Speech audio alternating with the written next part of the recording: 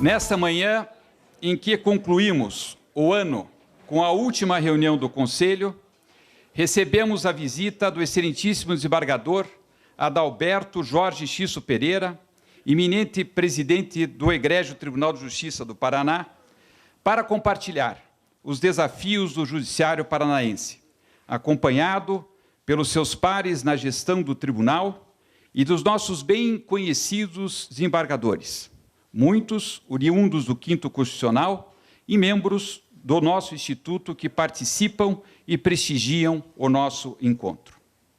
Para essa reunião, também eu gostaria de anotar a presença do presidente honorário do Instituto dos Advogados de São Paulo, atualmente magistrado do Egrégio Tribunal Eleitoral do mesmo Estado, excelentíssimo doutor José Horácio Raufeld Rezende Ribeiro, para nos relatar a experiência de cooperação entre o Instituto dos Advogados Paulista e o Tribunal de Justiça do Estado de São Paulo.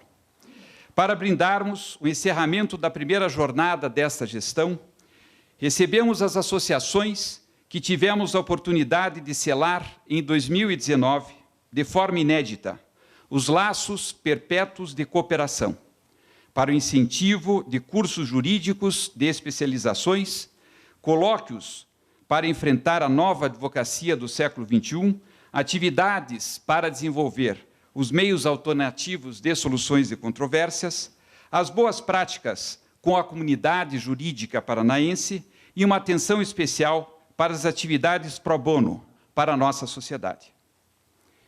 A Associação dos Advogados de São Paulo, a ASP, a quem saúdo na pessoa do seu presidente, Dr. Renato Cury, que deixou seus afazeres para prestigiar e contribuir com a sua presença indispensável nesse encontro. A Fundação Escola do Ministério Público do Estado do Paraná, FEMPAR, a quem saúdo na pessoa de seu presidente, Maurício Kalash, e de sua diretora, Mônica Luíse de Azevedo. O Centro de Estudos das Sociedades de Advogados, CESA, nesse encontro representado pela nossa diretora da Seccional do Paraná, doutora Maria Amélia Viana. Registro para nosso encontro a imperiosa presença da Seccional Paranaense da Ordem dos Advogados do Brasil, seus diretores e conselheiros, na pessoa de nossa ilustre associada, que tem prestigiado incondicionalmente as atividades do Instituto, a vice-presidente, doutora Marilena Indira Winter.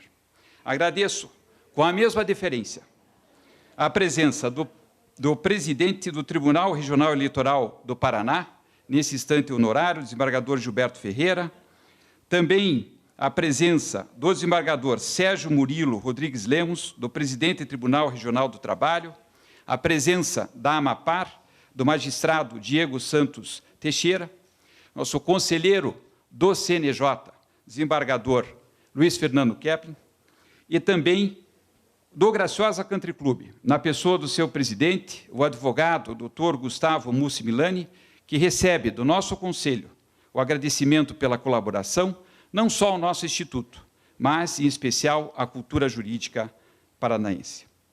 Registro ainda a presença dos ex-presidentes da Ordem dos Advogados do Brasil, da Seção Paraná, todos os nossos associados, a quem saúdo na presença do conselheiro átomo, ícone da advocacia paranaense, Dr. Newton de Sisti. Saúdo a presença dos nossos ex-presidentes e conselheiros natos do nosso Conselho, na pessoa de nosso decano e sempre presidente, Dr. José Lúcio Glombe.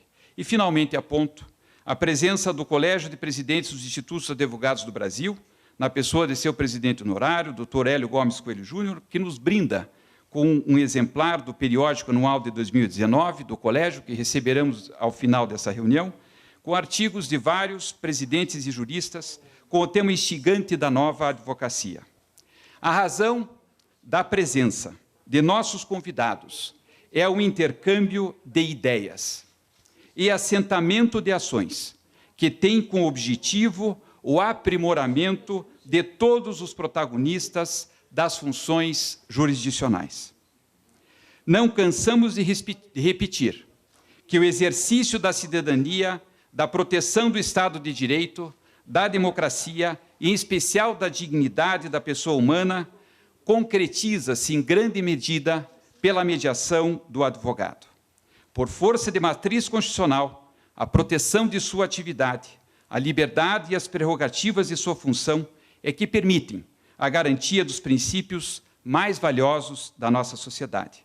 Para tanto, é necessário que possamos aprimorar o diálogo, compartilhar nossas boas experiências, para construirmos ações efetivas que busquem enfrentar os desafios que a justiça nos impõe.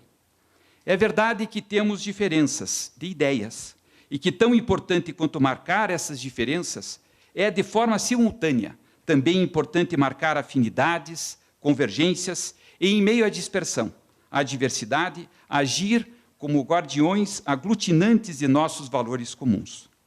Repetimos que a tarefa não é fácil, mas poucas vezes a nossa história foi tão necessária.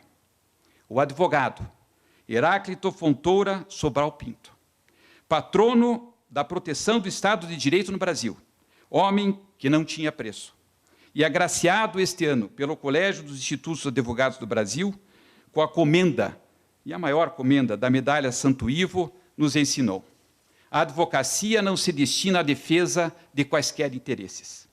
Não basta amizade ou honorários de vulto para que um advogado se sinta justificado diante de sua consciência pelo patrocínio de uma causa. O advogado não é, assim, um técnico às ordens desta ou daquela pessoa que se dispõe a comparecer à justiça. O advogado é, necessariamente, uma consciência escrupulosa ao serviço tão só dos interesses da justiça, incumbindo-lhe, por isso, aconselhar aquelas partes que o procuram a que não discutam aqueles casos nos quais não lhe assiste nenhuma razão. Com esse espírito, o Instituto dos Advogados do Paraná entrega a palavra ao maestro da Justiça paranaense, desembargador Xisto, ratificando, mais uma vez, a nossa missão como membros voluntariosos e abnegados de professar a nossa crença no direito e na justiça, como instrumento inexorável do exercício da cidadania. Desembargador Xisto, com a palavra.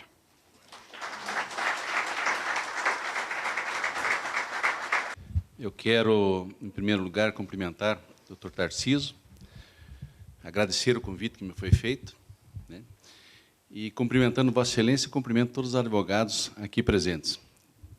Na pessoa do desembargador Sérgio, do desembargador Thelma Xerém, meu ex-professor de Direito Civil, e do desembargador Kepping, hoje conselheiro do Conselho Nacional de Justiça, cumprimento todos os demais profissionais de direito que se encontram aqui presentes, magistrados, procuradores e membros do Ministério Público. Eu aceitei o convite do Tarcísio, posso chamá-lo assim, né? Porque certa feita, num sábado, o meu sobrinho, e também compadre, me liga pela manhã, 7h30 da manhã, vamos jogar golfe. Eu disse, nunca peguei num taco de golfe. Daí ele disse, não, mas não tem problema, isso é fácil, vamos lá treinar. E eu aceitei o convite e fui.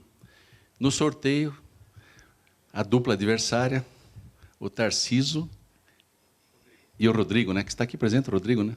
Acho que eu vi o Rodrigo, não está?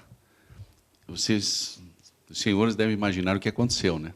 Em determinado momento, o Tarcísio jogava só com uma mão contra nós, né?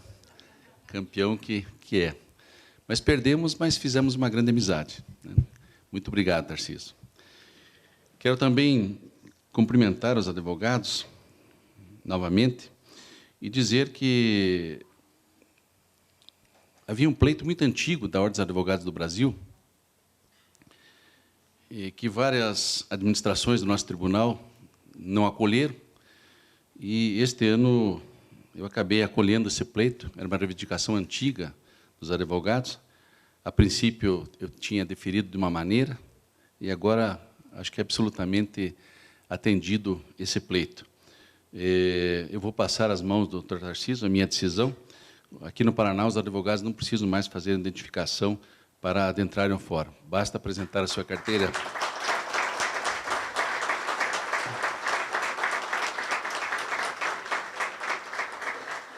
Apresentar a sua carteira profissional e o PIN. O PIN porque os seguranças, as pessoas que incumbidas da segurança, elas não conhecem, evidentemente, todos os advogados, então é preciso que portem o PIN para saberem que são profissionais da advocacia que estão ali. Então, Tarcísio, gostaria de passar as suas mãos e depois você entregar, se for do interesse, entregar a todos os advogados aí essa decisão. A Bebel aqui para registrar. Deixa a Marilena aqui.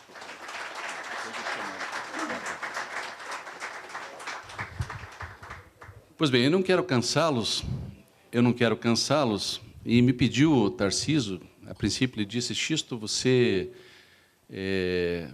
pode, no encerramento do ano, no Instituto dos Advogados do Paraná, proferir uma palestra? Eu disse, olha, faz muito tempo que deixei o magistério, já faz mais ou menos uns 10 anos para mais. E até perdi a embocadura, né? E o trabalho é intenso e muito trabalho, eu não tenho nem condições de me preparar. Ele disse, não, falar de algumas atividades do tribunal, da sua gestão, e eu acabei aceitando. E aceitando também porque, quando estudante, eu me lembro que o professor Telmo, que está aqui presente, ele dizia na sala de aula sempre, olha, o Instituto dos Advogados é um instituto qualificado, ali é o clube do Bolinha, não é qualquer um que entra ali. Então, eu estou adentrando aqui pela primeira vez, e para conhecê-los, e por isso a minha honra de estar aqui.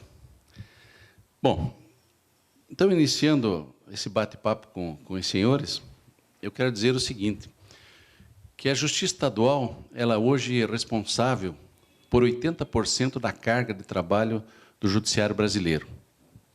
É a Justiça que mais tem processos em andamento. Em nível nacional, há na Justiça Estadual hoje cerca de 80 milhões de processos ativos. E aqui no Paraná, nós temos quase 3 milhões de processos ativos. Em 30 de novembro de 2019, nós tínhamos 2.958.328 processos ativos. Nos últimos 12 meses, foram ajuizadas 1.457.946 demandas. E desse número, vejam que situação interessante, né? E esse número cada vez cresce mais. 611.370, para ser mais exato, são execuções fiscais. Então, a grande demanda hoje da Justiça Estadual são as execuções fiscais, né?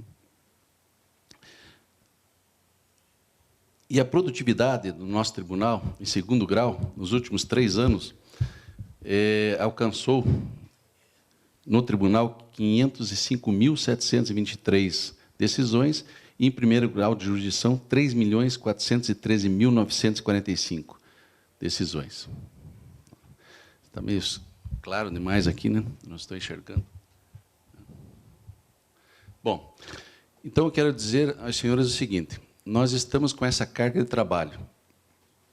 O que fazer para vencer essa carga de trabalho? Primeiro, adiante nas lentes posteriores, nas lentes, não, nos espelhos, né? Nos slides posteriores, a situação está mais detalhada, mas hoje nós temos a seguinte situação, e não é diferente dos demais estados da federação. Aliás, a nossa situação ela não é grave, não é crítica, mas requer muita responsabilidade. Eu tenho dito isso para os juízes nas reuniões em que estamos fazendo, reuniões regionalizadas, chamadas de encoragem, encontro para discussão de toda a estrutura do Poder Judiciário, enfim, de melhora pelo Poder Judiciário. Já fizemos reunião em Londrina, fizemos uma outra reunião em Maringá, e também vamos fazer no ano que vem, fizemos aqui em Curitiba, vamos fazer no ano que vem em Ponta Grossa, Foz do Iguaçu e União da Vitória, Guarapuava, né? Então, nós temos essa demanda de trabalho. E o Poder Judiciário é um poder exclusivamente prestador de serviços. E nós dependemos de mão de obra. E como nós trabalharmos com tudo isso? Bom, aí nós temos que ver o que nós temos de orçamento. Hoje o nosso orçamento ele é composto, em linhas gerais, de 3 fontes. Primeiro, o dinheiro que vem do Tesouro Estadual, que é 9,5% da receita corrente líquida do Estado, né? Temos o Fundo de Reequipamento do Poder Judiciário, que esse dinheiro ele é exclusivo para verbas para despesas de custeio, e temos o Fundo da Justiça. O Fundo da Justiça é um fundo para pagar exclusivamente os servidores de primeiro grau, os técnicos e os analistas judiciários. Pois bem, hoje nós estamos gastando do dinheiro que vem do Tesouro, 9,5% mensal da receita corrente líquida do Estado, nós estamos gastando 93% com o pessoal. 93%. O Funjus, isso sem contar com o pessoal de primeiro grau. O Funjus, para pagamento de servidores de primeiro grau, os técnicos e os analistas, esse fundo é deficitário. Esse fundo, o dinheiro que aporta nesse fundo, são o dinheiro das custas processuais. Não fosse o spread dos depósitos judiciais, nós teríamos que pegar, para pagar os analistas e os técnicos judiciários, pegar dinheiro do Tesouro, né? E já estamos gastando, repito, 93%, aqui é melhor, 93% do orçamento do Estado. Nós estamos, nosso limite prudencial, nós estamos em 5%, 5,0%. 5,4% é alerta, 5,7% é o limite prudencial e 6 pontos nós temos que fazer cortes, né? Então, o que nós temos que fazer? O que nós estamos investindo? Como que estamos administrando o tribunal?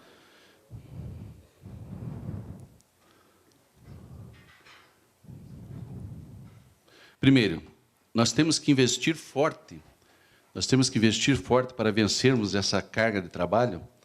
Nós temos que investir forte nos meios alternativos, ou ditos atualmente adequados, de soluções dos conflitos, ou seja, nos Sejusques. E está aqui o desembargador José Laurindo, segundo vice-presidente, e o desembargador José Laurindo instalou Sejusques em todas as comarcas do Estado, né?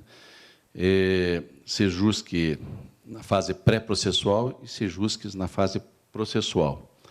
Nós temos também que equalizar a distribuição do trabalho, tanto em primeiro quanto em segundo grau.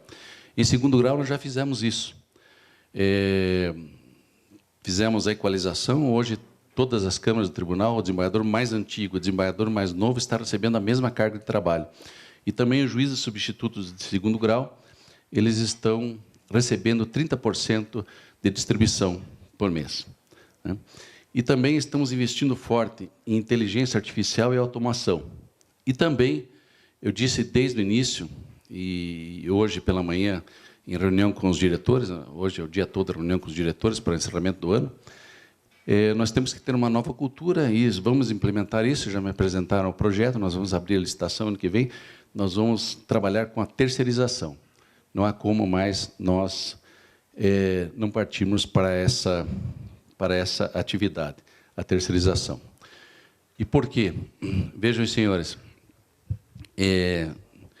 gastando 93% do orçamento com o pessoal, o Funjus, primeiro grau, sendo deficitário, não há como nós fazermos diferente. Nos últimos 5 anos, nós tivemos quase 1.500 servidores e magistrados que se aposentaram. E os servidores nós não temos condições de repor. Por quê? Esses 1.500 servidores, nós gastaríamos hoje em torno de 300 milhões de reais por ano. E não temos condições de repô-los. Vejam, e também a terceirização, porque, claro, isso está no nosso portal de transparência, não é aqui ofensa à privacidade de ninguém, mas para os senhores terem uma ideia, e isso ocorre no funcionalismo, em razão da legislação, em razão de database, em razão de promoção, em razão de progressão. Hoje, um técnico judiciário em primeiro grau, ele percebe líquido, ele adentra na carreira percebendo líquido, com os auxílios, um salário de em torno de R$8.000. E um analista judiciário em torno de R$12.000. Então, não é possível mais, eu tenho dito isso, e já os sindicatos, no começo, me criticaram, as associações me criticaram, os próprios diretores tinham resistência no início, mas hoje já assimilaram isso. Não é possível um servidor público, com esse salário, fazendo um serviço de apoio, um serviço de auxílio, ou seja, aquele serviço corriqueiro. E os senhores sabem, porque são advogados e vão ao fórum, hoje, se formos ao fórum, pouquíssimos advogados comparecem para enfim, alguma atividade em razão do processo eletrônico, né? Então, hoje, o servidor público, ele tem que ser a elite do funcionalismo, né? Elite da sociedade, eu tenho dito isso, e eles têm que se preparar intelectualmente. Não é possível mais esses serviços corriqueiros serem prestados por servidores públicos, né? E isso, acho que está de acordo, inclusive, o Gomes, né? Ele até me mandou uma mensagem quando ele soube da primeira vez. Então, é nessa linha de atividade que nós estamos, exercendo nossa atividade. E para a terceirização, nós podemos pegar dinheiro do Funrejus, que não entra nem no Tesouro e nem no Funjus, e também não entra no limite prudencial. Então, não há como fugir disso. Já conversei no TSE, Tribunal de Contas do Estado, já conversei no CNJ também, conversei com o desembargador Kepp, conversei com o ministro Toffoli a propósito disso. Não há outra alternativa, sob pena de, adiante, nós não termos condições de pagarmos os nossos salários e proventos da aposentadoria. Aliás, aqui no Paraná, há uma lei, na época do governador Beto Rich, da segregação de massas, em que nós somos responsáveis agora pelo pagamento dos proventos da aposentadoria dos servidores e magistrados que adentraram na carreira até 1973. Então, nós temos que pagar.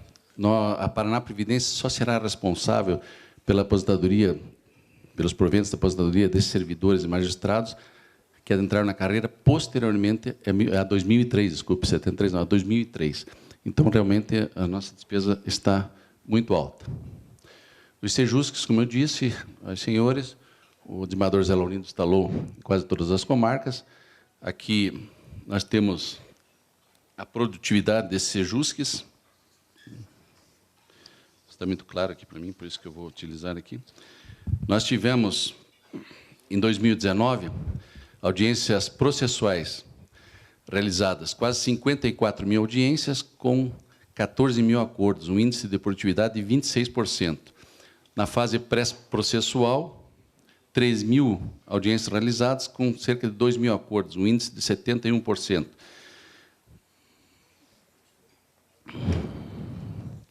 A equalização da força de trabalho, eu já disse aos senhores, e estamos trabalhando muito forte com a tecnologia da informação, com a inteligência artificial e com a automação. Na automação, e o nosso maior problema são os executivos fiscais, o nosso departamento, nós iniciamos um projeto que se chama PIA, Projeto de Inteligência Artificial e Automação, para as execuções fiscais, que para as execuções fiscais, digamos, se hoje o município ajuizar 5 mil execuções fiscais, até fazerem o cadastramento, procura de endereços, até chegar no bloqueio de bens, ou do bloqueio de ativos, 5 mil execuções fiscais, nós teríamos que ter 30 servidores trabalhando e levariam um mês para fazer esse trabalho, mais ou menos isso. Hoje, em 5 minutos, um servidor faz esse trabalho. E com um índice altíssimo de eficiência, eu recebi um relatório a semana passada, em um dia só aqui em Curitiba, houve bloqueio de mais de 55 milhões de reais de executivos fiscais. O nosso sistema ProJuris também ele está muito avançado, muito avançado. Nós somos o pioneiro no Brasil na digitalização. Nós temos, hoje, em backup, cerca de 12 milhões de processos, 12 milhões de processos.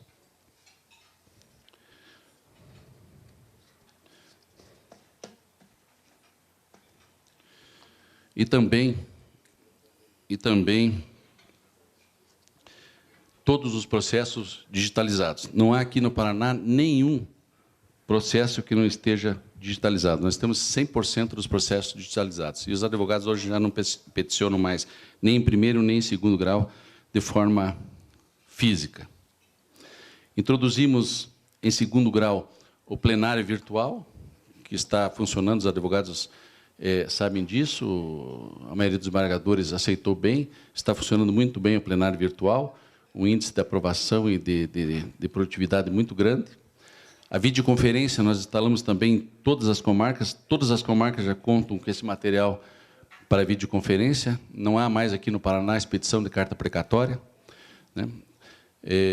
Gastamos cerca de 30 milhões de reais em videoconferência e modernização do nosso sistema de computação. E também introduzimos o teletrabalho. O teletrabalho que está funcionando bem. Haviam servidores que estavam licenciados para acompanhamento de cônjuges ou para trato de assuntos particulares. Nós conversamos com esses servidores, eles retornaram e estão trabalhando em teletrabalho.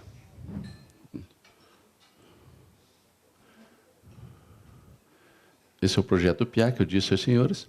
E também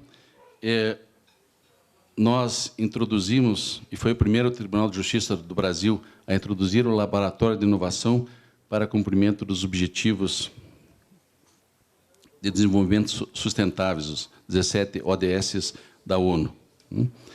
E nessas reuniões que nós estamos fazendo, essas reuniões regionalizadas, já criamos o primeiro laboratório de incubação de soluções tecnológicas.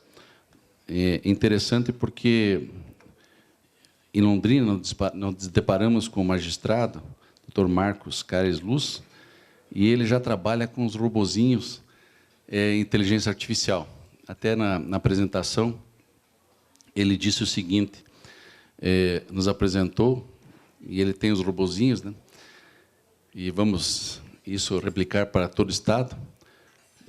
Adentra uma ação, o robozinho já diz se aquela demanda é repetitiva, se ele já tem no arquivo dele uma demanda semelhante. Se tiver, o robozinho já faz a primeira decisão e toca todo o processo e adiante profere a sentença. Até ele disse, várias sentenças foram confirmadas pelos senhores embargadores que foram proferidas pelo meu robozinho. Então, esse sistema também nós vamos replicar para todo o Estado.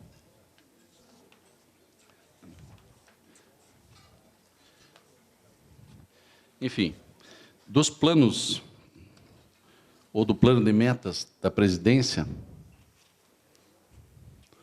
também importante realçar, né? Eu estou simplificando, porque senão, se for detalhar cada um aqui, nós vamos ficar até 2 horas da tarde, e os senhores têm muita atividade por fazer, alguns magistrados também. Também a usina fotovoltaica em construção, ou em projeto de construção, na comarca de Campo Mourão. Lá no TRE, nós tivemos uma iniciativa que foi exitosa, o desembargador Gilberto está aqui, iniciou-se na gestão do desembargador Keppen, passou pela minha e foi concluída na gestão do desembargador Gilberto Ferreira. Hoje, o TRE não tem mais despesa com energia elétrica. Toda a demanda de energia elétrica ela é suprida pela usina fotovoltaica de Paranavaí. Para o Tribunal de Justiça, evidentemente que a estrutura é bem maior, nós estamos iniciando a construção em Campo Mourão. E, provavelmente, nós tenhamos aí na ordem de 30% ou 40% da demanda voltada à usina fotovoltaica. Então, essas são as metas, o que já foi concluído, já disse aos senhores, o que está em andamento, o que é previsto, e já concluímos esse ano cerca de 47% das metas que nos propusemos, ainda muito a fazer no ano que vem, e, importante dizer, para o ano que vem nós vamos iniciar, estamos trabalhando no Estado todo com a modificação de competência das varas. Hoje nós temos um instrumento muito importante no tribunal, que, na verdade, o tribunal não tem utilizado desse instrumento, que nós temos, um instrumento legal. Em 2003, Eu me lembro, eu era juiz auxiliar da presidência, o presidente era o desembargador Otto, e o nosso Código de Organização Judiciária, o projeto do Código de Organização Judiciária que está vigendo hoje, estava paralisado lá na Assembleia há 15 anos. E o desembargador Otto esteve na Assembleia, pediu o projeto para devolver, e nós fizemos várias alterações, e uma delas, e que passou e hoje é lei, que é a modificação das competências das varas, dos juízos, pode ser por ato administrativo do tribunal, por resolução.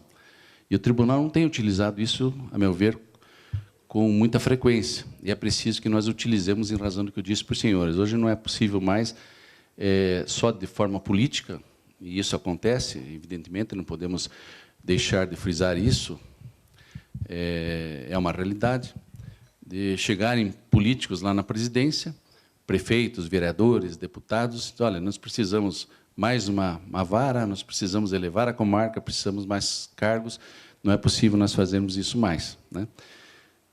Só de forma política.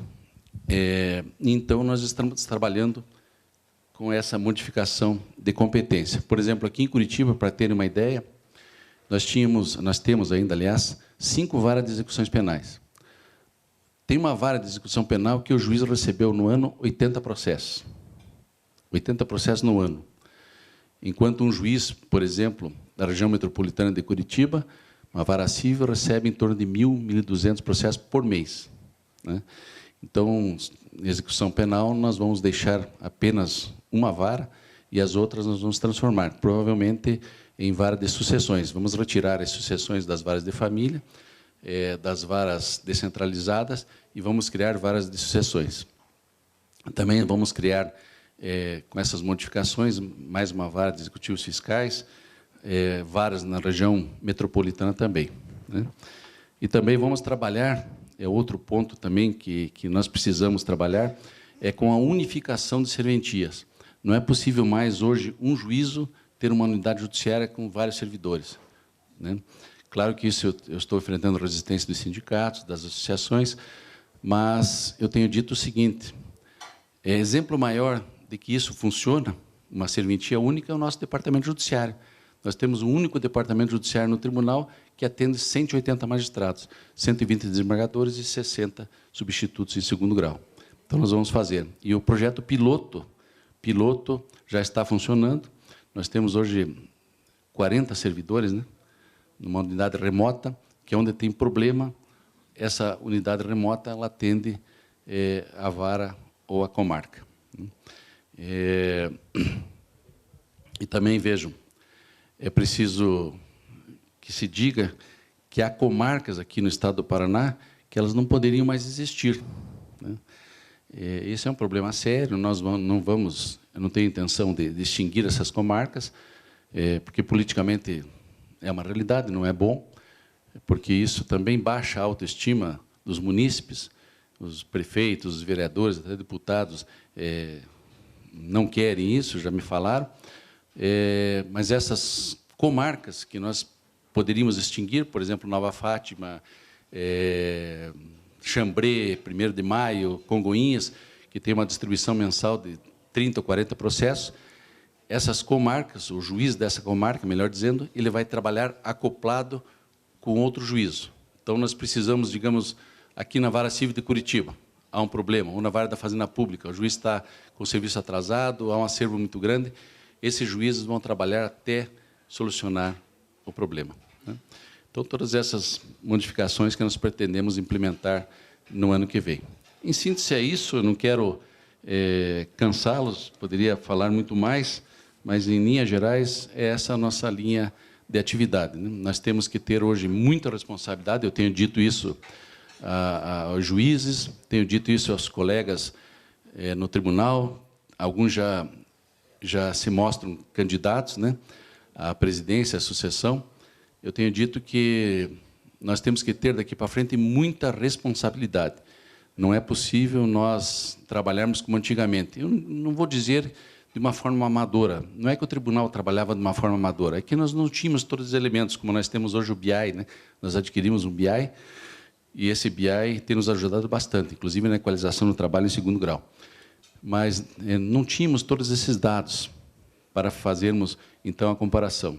mas é preciso que se diga que temos que ter muita responsabilidade. Nós estamos gastando hoje, repito, estão aqui, se não 1 ou 2 candidatos à sucessão, que já despontam, gastamos 93% com despesa de pessoal, o Funjus é deficitário, e nós não temos condições de repor todo esse pessoal que se aposentou. Então, é preciso nós trabalharmos com essas formas alternativas, principalmente com a terceirização, com os meios alternativos de solução dos conflitos.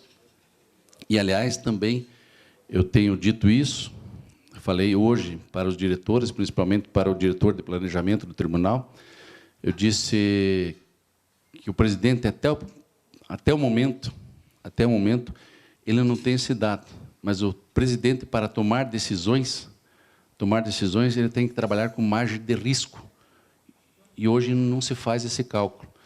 E daí ele me perguntou por que margem de risco. Não é só nós trabalharmos com o limite prudencial atual. Pedimos para o Departamento Econômico e Financeiro, me faça o cálculo do limite prudencial se eu mandar um projeto de lei para o órgão especial e, posteriormente, para a Assembleia, da criação de 100 cargos. 100 cargos. Quanto nós vamos gastar? Não é isso.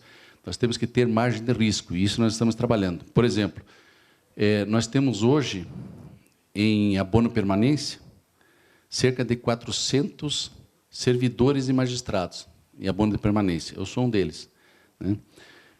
Pessoas que podem se aposentar de uma hora para outra. E o custo disso, né? Se nós formos repor, como eu disse aos senhores minutos atrás, esses 1.500 servidores, nós vamos gastar cerca de 300 milhões de reais. E esses 400 servidores e magistrados, quanto mais nós vamos gastar? Mais 150, 200 milhões de reais. O tribunal não tem condições de pagar, né? Então, até eu agradeço a oportunidade, porque eu tenho dito em vários locais, para magistrados, o próprio Cássio, no início, veio conversar comigo, o doutor Cássio, ficou preocupado com a terceirização, e hoje ele está me apoiando, né? E eu preciso do apoio de todos os senhores, né? Não só do tribunal, mas dos senhores que trabalham com a justiça.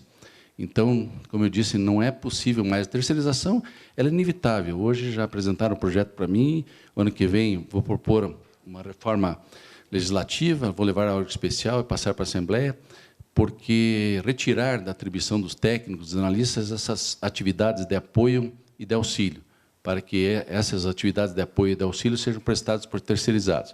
Esse é o primeiro ponto.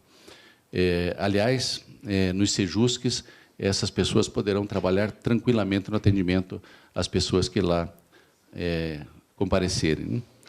Então, como eu disse, não é possível mais nós sermos amadores, né? Temos que ter muita responsabilidade daqui para frente, sob pena de nós viabilizarmos o funcionamento do judiciário. São Paulo, por exemplo, me disse o doutor Tarcísio, que está aqui um colega, doutor Horácio, né? Horácio, que está no TRE. São Paulo, por exemplo, já está no limite de alerta.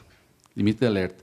Todos os jornais de grande circulação aqui do Brasil noticiaram, ficou uma situação bem chata, né?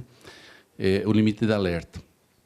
E daí, por vezes, até faz uma comparação, mas estão pagando lá diferenças ou atrasados para os servidores, para os magistrados, e estão no limite de alerta. Para o limite de alerta, não se leva em consideração despesas esporádicas, mas sim despesas permanentes. E essas despesas permanentes com servidores, não há mais possibilidade de nós fazermos. Aliás, eu tenho dito sempre também que, quando a administração pública ela realiza um concurso público, isso nós temos que ter muito em mente, que não tínhamos, né? Quando a administração pública realiza um concurso público e os aprovados são nomeados, portanto, contratados, esses contratos são por 60 ou 70 anos, né? O servidor público ele trabalha 30 anos, com a evolução da medicina fica mais 30 aposentado, depois tem mais a pensão ainda, né? Quer dizer, então, como que a administração pública vai vencer isso? E, aliás, eu tenho dito também, e aqui vou até, pode ser que, se isso vazar, eu seja até criticado, né? Mas, como administrador, eu não posso deixar de falar, e eu tenho dito isso para os diretores, e por isso eles assimilaram tudo isso que eu estou falando a eles, eu não tenho como deixar de dizer o seguinte, que a conta não fecha. Nós pagamos 30 anos a Previdência com um percentual de 11% do nosso salário, depois ficamos mais 25% recebendo o salário integral. A conta não fecha, né? Então, por isso que nós temos que ir adiante. Eu tenho dito isso também, falei até para minha esposa, né? Eu disse, nós temos que ter uma nova mentalidade daqui para frente, né? As pessoas que se aposentam, elas têm que ficar cientes de que a aposentadoria é para se manterem até o resto da vida, né? Não é mais para adquirirmos patrimônio, não é mais para nós termos uma vida como nós tínhamos na ativa. Essa é uma realidade, nós vamos ter que mudar o nosso chip. Aqui no Brasil, nós temos essa mentalidade, né? O servidor se aposenta e daí ele quer continuar com a mesma vida que ele tinha na ativa. Não, tem que pensar no seguinte, o servidor ele não pode deixar a conta para a viúva, né? Senão a viúva não vai suportar essa despesa. E também a pensão, mais ainda, né? Aliás, esses dias eu estava lendo um artigo, já estão dizendo que as crianças que estão nascendo agora, que sai minha netinha, que está com 14 dias de existência, que vai viver 100 anos com a evolução da medicina. Então, quem é que aguenta isso, né? Então, na verdade, isso é difícil de falar, até motivo de crítica, mas é uma realidade que nós temos que ter em mente. Nós temos que ter em mente. Não podemos mais trabalhar sem uma responsabilidade extrema. Então, eu gostaria de agradecer mais uma vez, terminando o convite, doutor Tarcísio, pedir desculpas se foi uma apresentação muito simples, enfim, mas é isso que nós estamos pretendendo fazer. E, como eu disse ao Tarcísio, eu não tenho tempo mais de preparar uma palestra ou de enfim, proferir à altura dos senhores uma palestra. Então, peço desculpas e agradeço mais uma vez a atenção dos senhores. Obrigado.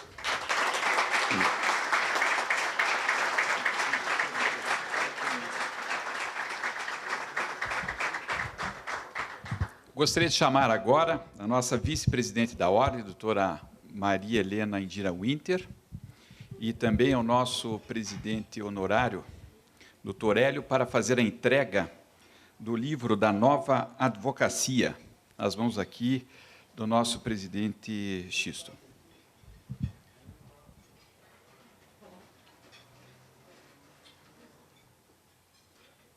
Está com a palavra.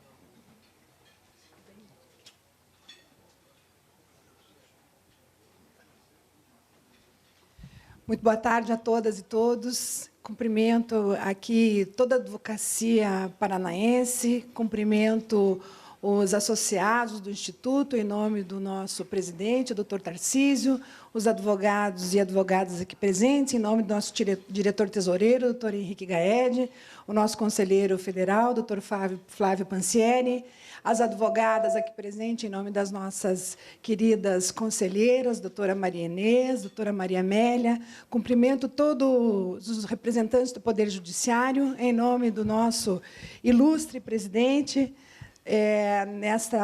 Nesta data, também, nosso convidado de honra aqui do Instituto, doutor Adalberto Xisto Pereira.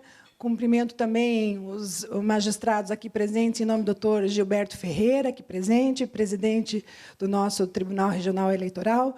Cumprimento também todos os representantes do Ministério Público, em nome da procuradora, doutora Mônica Luiz de Azevedo.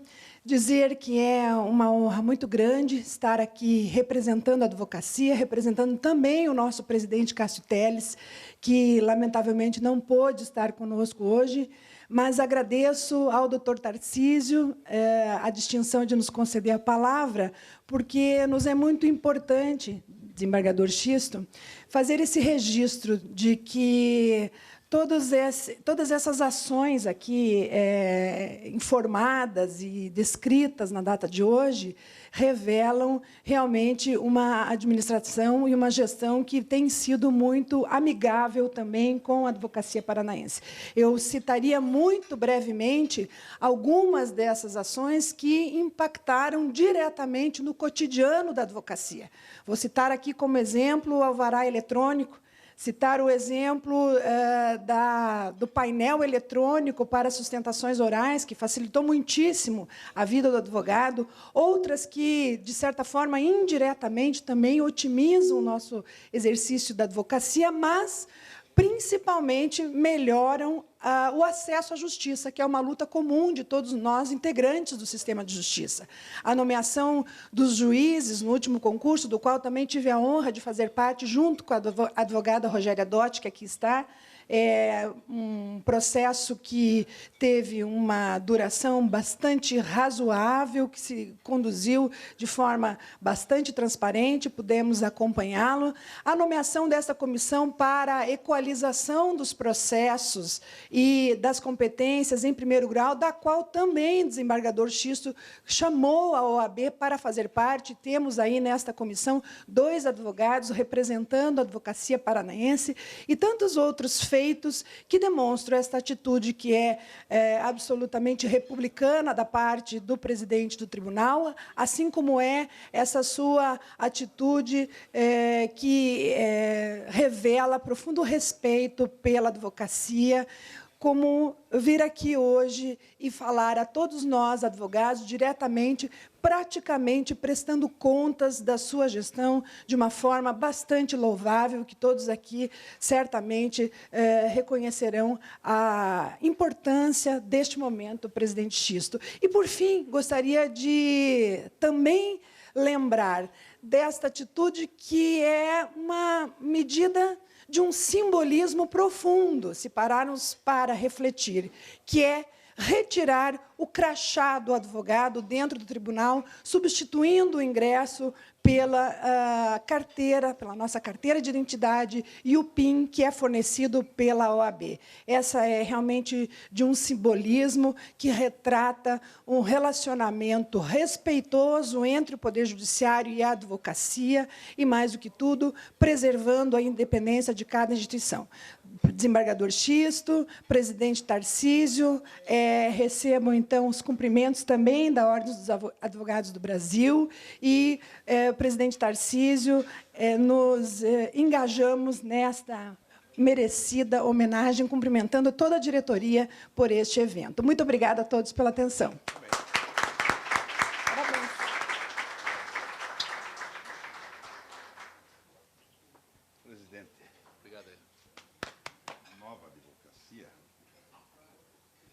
Meus caros, é uma contribuição do Colégio de Presidentes dos Institutos Advogados do Brasil. A temática é a nova advocacia. Gostaria de sempre relembrar, vivemos uma nova advocacia, mas ela está ancorada no que nos disse o grande Eduardo Couture. Temos que ter fé, temos que estudar, temos que acreditar, temos que ter paciência no exercício do nosso ofício. E é exatamente dentro desses parâmetros de ética que nós podemos compreender a nova advocacia. Receba essa contribuição. Obrigado. Obrigado.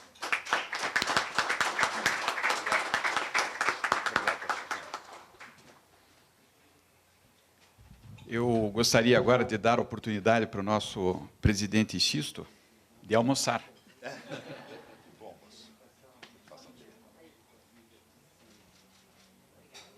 E, para tanto, gostaria de chamar agora ao nosso querido e sempre partícipe aqui do Instituto dos Advogados do Paraná, presidente honorário do Instituto dos Advogados de São Paulo, né, e também presidente honorário do Colégio de Presidentes dos Institutos do Brasil, doutor José Onácio, para que venha contar para nós qual foi a experiência do IASP com relação ao Tribunal de Justiça do Estado de São Paulo. Com a palavra.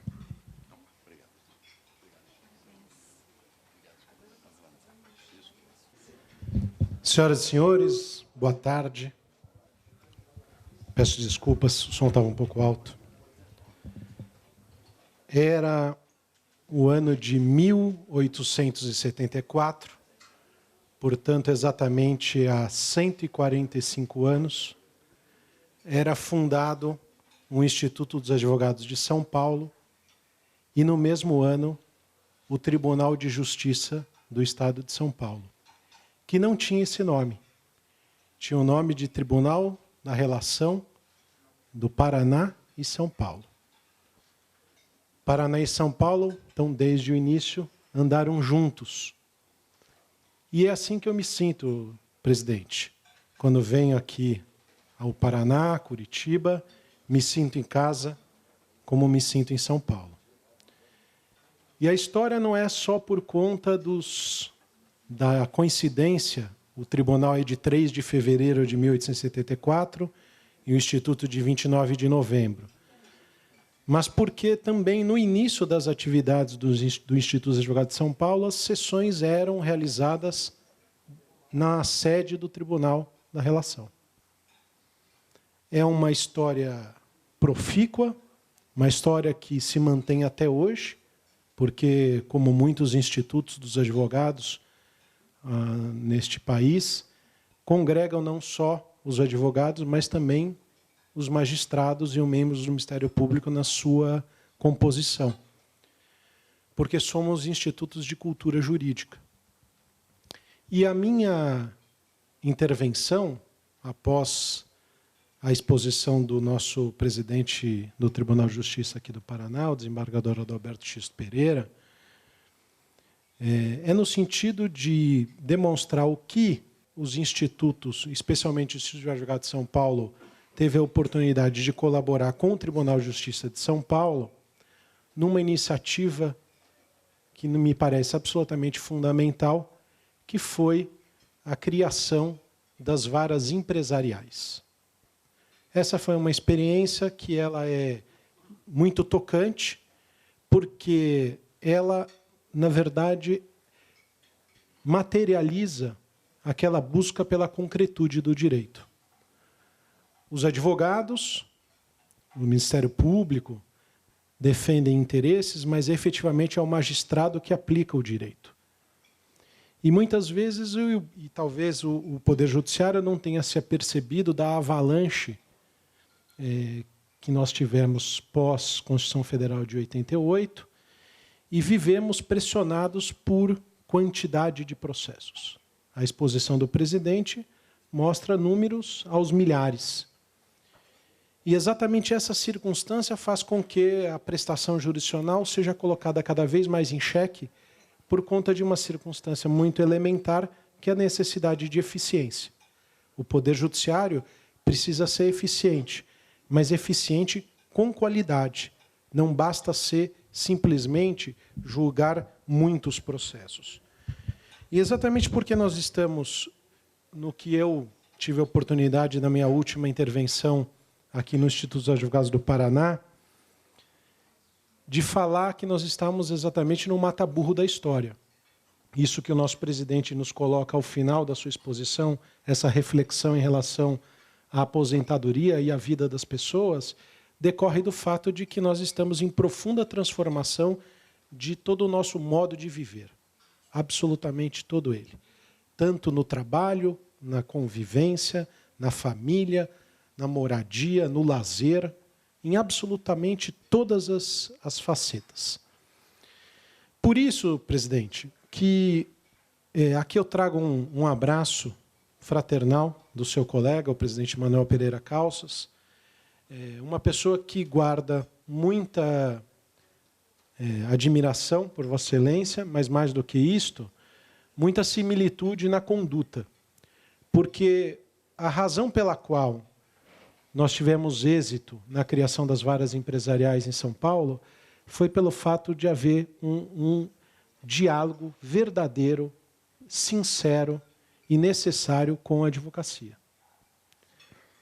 Esse diálogo não retira a autonomia fundamental que é do Poder Judiciário na gestão não só do equipamento, mas especialmente da prestação jurisdicional. Mas é verdade, muito verdade, que a advocacia tem um outro termômetro que o magistrado tem. E isso eu estou podendo, nesse último ano e meio, constatar na experiência que eu estou tendo no Tribunal Regional Eleitoral. É efetivamente uma dinâmica e uma forma de raciocínio absolutamente distinta daquela que nós tínhamos exclusivamente como advogados. Por isso que essa pressão por quantidade e qualidade gerou uma preocupação muito grande, porque nós tínhamos no Brasil apenas o Rio de Janeiro com varas empresariais e São Paulo com câmaras empresariais, ou seja, câmaras em segunda instância. E, tomando como parâmetro, mas não que ele seja exatamente o único parâmetro, mas para fins de investimento no país, o que se busca em termos de segurança jurídica, em termos empresariais, o Brasil não era sequer avaliado pelo Banco Mundial, porque não tinha justiça empresarial verticalizada. E ter justiça justiça empresarial verticalizada significa ter primeira e segunda instâncias especializadas. E, para avaliação, somente consideram São Paulo e Rio de Janeiro. Então, o Brasil, em termos de ranking para investimento estrangeiro, não pontuava em termos de justiça. Vejam a importância da providência. E é isso que eu quero ressaltar nesse primeiro momento. A importância de que a estrutura do Poder Judiciário possa ter essa sensibilidade em relação ao papel que exerce na sociedade. Pois bem, com então, essa sensibilidade, partiu-se para o que me parece que é o fundamental, que nós não alteramos, nós não modificamos o que nós não conhecemos. E muitas vezes, e isto não é de forma alguma um demérito, mas a função do magistrado é aplicar o direito. A gestão para a magistratura, para o Poder Judiciário, é um peso muito grande. Não só de tempo, mas da própria dificuldade em termos de conhecimento para que, em curtos mandatos que os presidentes têm, possam efetivamente causar uma mudança real na prestação jurisdicional. Por isso que existia em São Paulo uma grande dificuldade por conta de identificar quais eram aqueles processos que deveriam, então, ou se existia realmente uma demanda para a criação de uma vara empresarial. Então, como se identificou, a partir de 2007, o Conselho Nacional de Justiça, e aqui nós temos um conselheiro presente, o desembargador Luiz Fernando Keppen. O Conselho Nacional de Justiça, então, a presidente ministra Ellen Grace, criou uma tabela de unificação processual para fins de classificação das ações.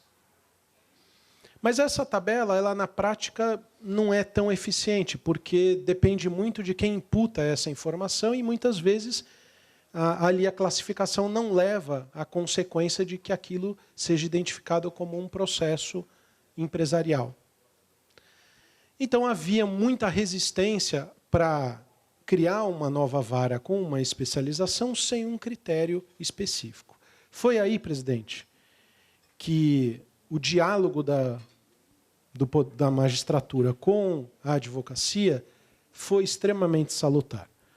Tanto a Associação dos Advogados de São Paulo, aqui presente seu presidente, Renato Cury, como o Instituto e diversas outras entidades, especialmente a Associação Brasileira de Jurimetria, ingressaram num trabalho de auxiliar o Poder Judiciário, o Tribunal de Justiça de São Paulo, na identificação dessa demanda. E aí nós percebemos uma característica que é a característica dos processos empresariais. Não é que eles são mais importantes ou que são mais complexos, não se trata aqui de efetivamente colocar numa métrica de relevância, mas eles efetivamente são processos que contêm partes mais volumosas, inclusive consequências em diversas cadeias produtivas. E isso nunca era considerado. Você comparava uma ação com a outra, unitariamente. Então, o que foi feito, presidente, foi, em conjunto com a Corregedoria, então, à época, o corregedor era o presidente, o desembargador Manuel Pereira Calças, nós fizemos e desenvolvemos um conceito chamado de viscosidade processual, que ali passou-se a identificar que uma ação ela equivaleria por uma fórmula a partir da quantidade de partes envolvidas, recursos envolvidos, tempo de decisão, de decisão no processo,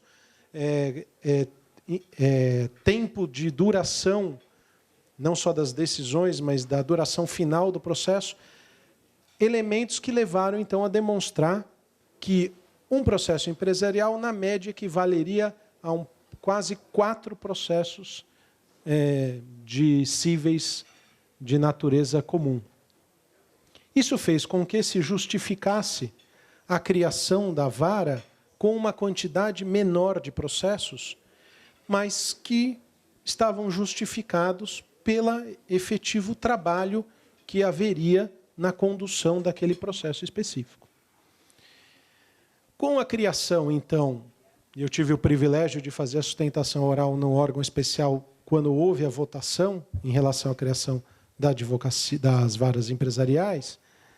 O Brasil já, isso foi no final de 2016, dezembro, em dezembro de 2017 foram instaladas, então, 2 varas empresariais.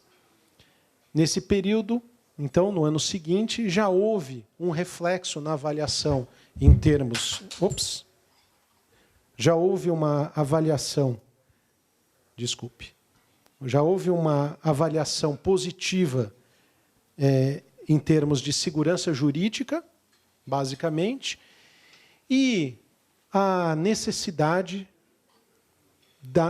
dessa especialização em relação ao próprio magistrado que trabalha com aquelas varas, com aquelas demandas. Claro que, comparando com a necessidade de hoje, ninguém hoje pleitearia ou defenderia que se tivesse a criação de varas de lei de locação. Intuitivamente, nós já verificamos. Mas o grande ponto, e é com isso eu termino, presidente, é a necessidade de conhecer para modificar. Muitas vezes, a maioria das vezes, nós temos a intuição. E a intuição não falha, mas ela não é precisa para o planejamento.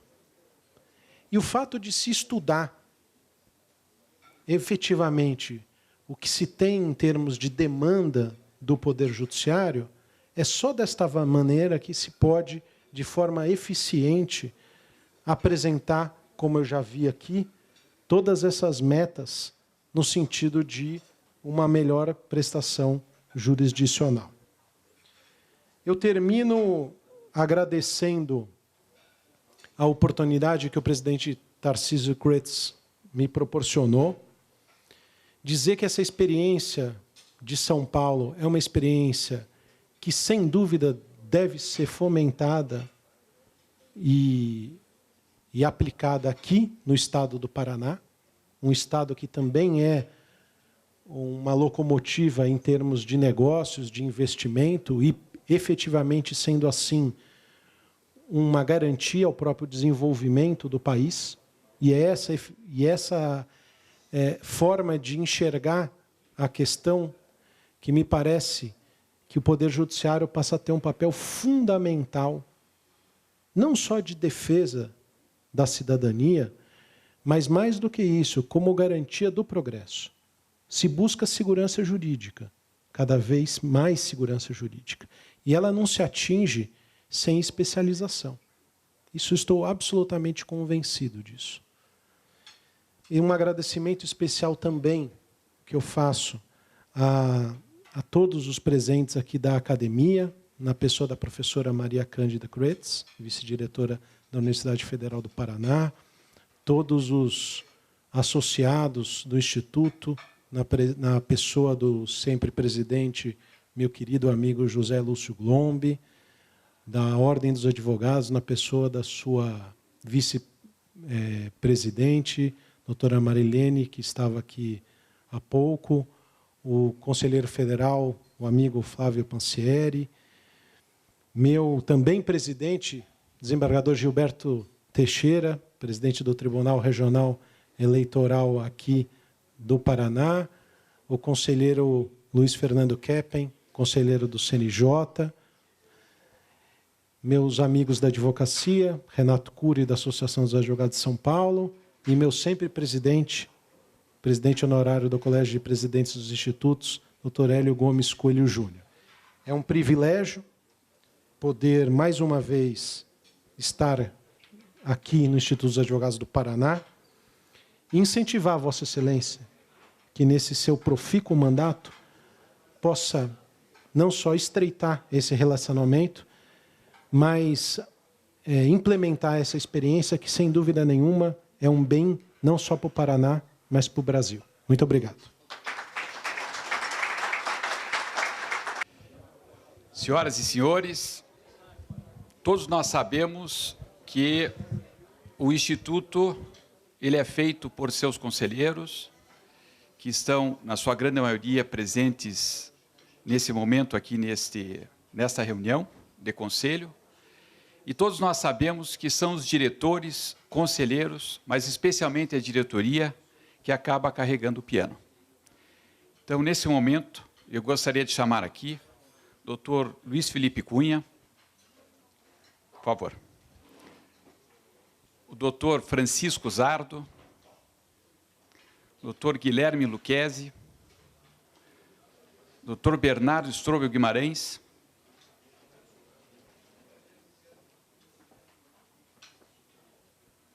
que, na realidade, o trabalho que nós fazemos é em virtude dessa diretoria muito jovem, que acaba fazendo com que nos inspire e, mais do que isso, que faça as coisas acontecer. E eu gostaria, então, em nome de todo o Conselho, fazer um agradecimento muito especial a essa diretoria. Muito obrigado.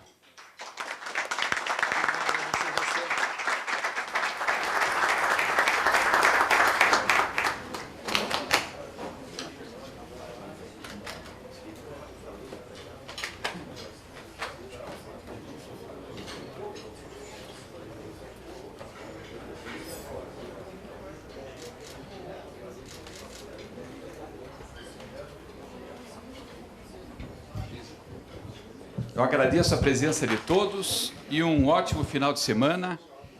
Feliz Natal a todos. Boas festas.